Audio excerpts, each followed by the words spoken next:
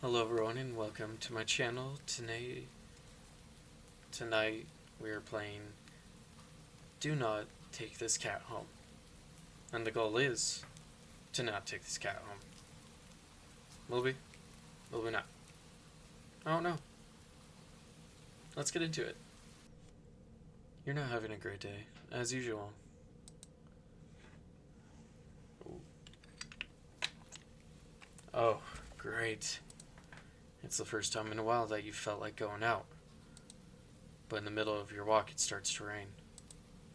Typical, but maybe this is just a sign that you should have stayed home today. Yeah, you can always try again tomorrow. Right? You turn to head home when... Aww. Huh? What was that? There are only a few people around on the street. Makes sense due to the increase of missing persons around the area recently. Well, that and the weather. But none of them react to the sound at all. Curiosity guiding your steps, you follow the sound to the entrance of a dark, dingy alleyway. You timidly enter the alley and walk forward. The ground, dampened by the rain, makes your steps sound louder and more confident than you actually feel. Oh. Finally, the sound source comes into view in the cold, dim light of the alley. At the end of the alley, in a big cardboard box, is a cat. Huh, guess that should have been obvious. It's an interesting looking cat. Its pretty yellow eyes shine like gold among the dark sea of its black fur. It puts its front paws up on the edge of the box and looks up at you. Huh? So cute! And it definitely knows it.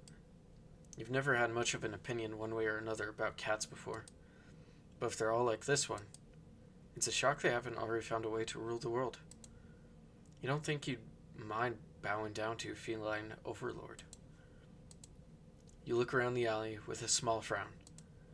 Who leaves cats in a cardboard boxes these days anyway? Wouldn't they just jump out and leave the box eventually? The cat doesn't answer you. Obviously. It also doesn't do as you suggest and leave the box. It's just looking at you, as if waiting for you to make the next move.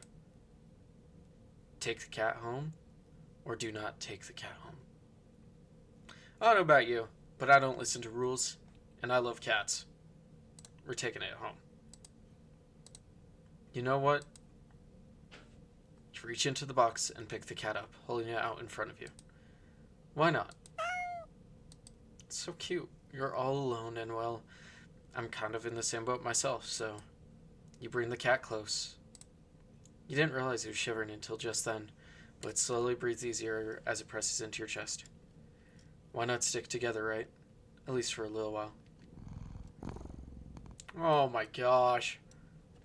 You think a little while will probably be more like a day. You'll be responsible and take it to a shelter tomorrow. But for now, let's get out of the rain, okay? You stop by a small local pet store for some cat food, then head back home. You live in a modest apartment.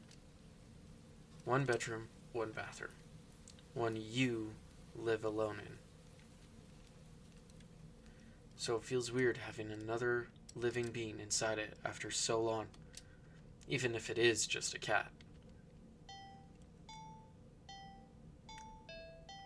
After locking the front door and placing the cat on the floor, you watch for a moment as it curiously explores the new environment. Leaving the feline to its own devices, you set about making the both of you some dinner. You take the can of cat food and open it with the tab on top. You put some cat food on a saucer and click your tongue to call the cat over to you. It perks up at your beckoning and rushes over. It looks at the plate of food and completely ignores it. Not hungry, I guess? You try not to let it annoy you. The cat doesn't understand the concept of money to appreciate that you spent your hard-earned cash on it. It is just a cat, after all. I'll just leave it here if you get hungry later, okay? The cat rubs its body against your legs with a purr. You smile. That's enough of a thanks for you. It follows you into the kitchen as you start on your own dinner. You decide that you have enough ingredients for a sandwich. Bread, toasted, mayo, and mustard spread. Turkey and cheese, and lettuce perfectly placed. Tomato slice. Ow! You wince as you cut your finger on the knife while slicing a tomato. Stupid. You feel a little embarrassed for such a blunder and sigh, tossing the knife onto the cutting board. You're about to head to the bathroom for a bench when the cat hops up on the counter. It sniffs at the knife and meows almost pointedly at you. Don't worry, I'm alright. It was just an... Huh? You watch as the cat starts to lick lightly but enthusiastically at the blood on the knife. At your blood. You're so shocked that by the time you come to your senses, the knife has been completely licked clean. The cat sits back, staring at you. You feel a little uneasy. Sure, cats are meat-eating predators, but that was a little weird. Right? Sure, you're no cat expert, but that was definitely not something an ordinary cat would do. Right? Well, regardless, you're not about to abandon a cat in need while it's still raining outside, not after all your efforts. You were going to take it to the shelter tomorrow anyway. What's one night of awkwardness? Weird or not, it's just a cat. The rest of the evening, unfortunately, goes downhill from there. Even after covering up your fingers cut with a bandage, the cat keeps trying to look at the wound. While you're eating your sandwich, while you're cleaning up the kitchen, while trying to watch TV, you gently push it away every time, but you're starting to get worried at the strange behavior. What if it's got a taste for blood and thinks you're food now? You're not sure what you'll do if it starts to get more aggressive. You keep thinking about the cat food sitting in the corner, untouched. Ah, come on! Enough already! Shove it away a little more forcefully this time out of annoyance. You feel bad immediately, but before you can do anything, the cat meows sharply at you and dashes off around the corner and into the hall. You sigh deeply. At this point, you're just worried that it's going to take a bite out of you in your sleep. Maybe Vet will have an idea on how to calm it down? You can only hope. You don't have many other options left other than tossing the cat out in the rain.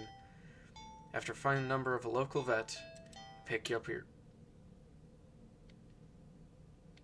The lights just went out?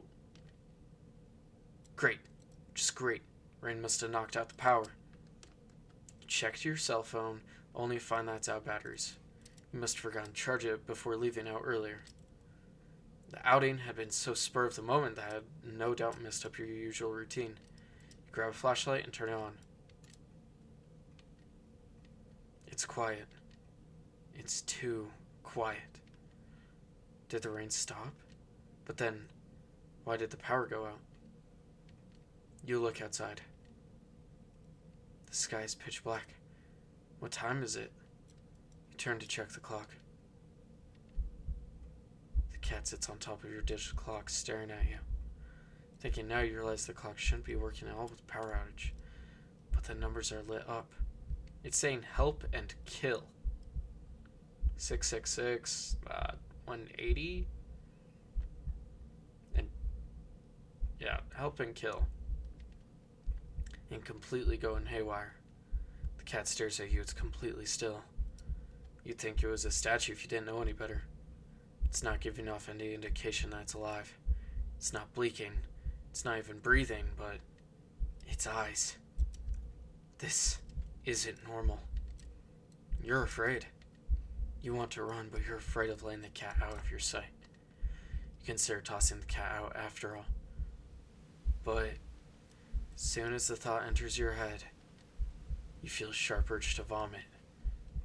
Those eyes. Its eyes hold you still. Even with your flashlight trained on it. Its pupils are large, round, inky pits. The flashlight flickers. And the cat is gone. Fear immediately grips your mind. The silence, punctuated with the rapid pumping of blood in your heart, is overrun as your ears slowly start to pick up the sound of static all around you. How is the clock working with no power? You don't know why such a question matters at the moment, but you feel as if having the answer will make sense out of everything that's happening. That order will be restored, but no answer comes to mind. You back away from the clock and feel as if the air itself coils tightly and abruptly in response, like a predator prepared to pounce. But waiting for your next move. But you're afraid to move. You're afraid to even take a breath. But you can't stay still forever, right? Whatever's watching you, you can already feel its impatience. It's too eager. You don't know how you know this, but you can sense it as clearly as if it had whispered. Oh, fuck no. Oh. Right into your ear. Right into your soul. It won't let you wait it out. Not that you could, even if it did. You can't stay here. You have to run. This thought, sun primal instinct awakens within you, making you tear yourself into a hasty burst of movement, of action. But you're still weak from the fear's grip on your mind. Your legs tangle together under you and you're hasting fall to the ground. Oh. What? Sharp pain explodes in the center of your foot. At first you think you've broken your ankle, but something warm and wet trickles down the length of your foot, pulling underneath it. You hear the sound of metal scraping on tiles after skin across the floor as if it had been kicked.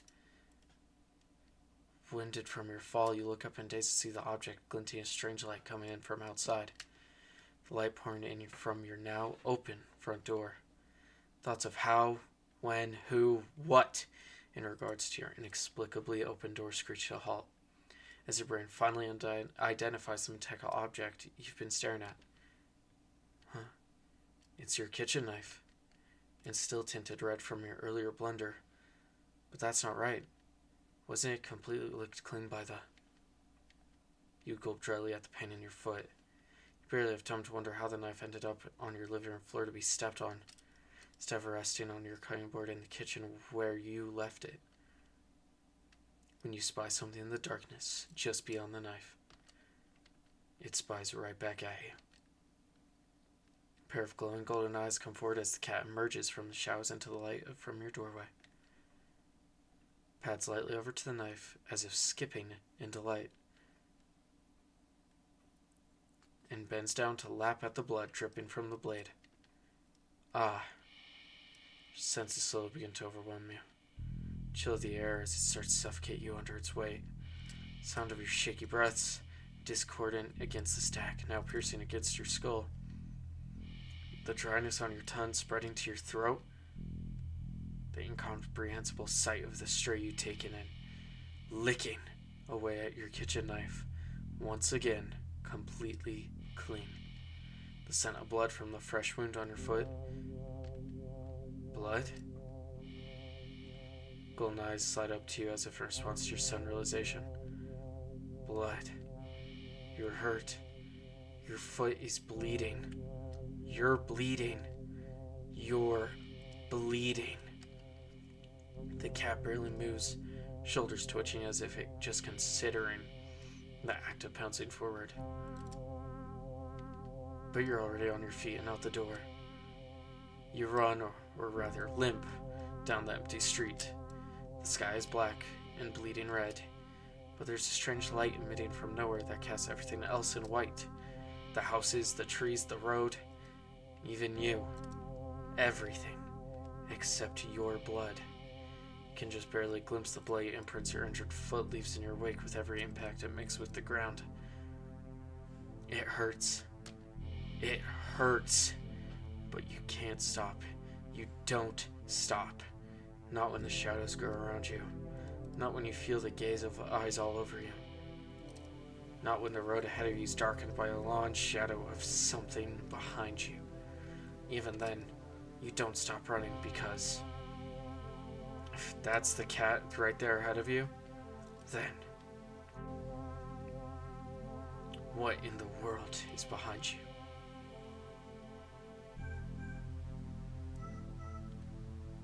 I'm keep running.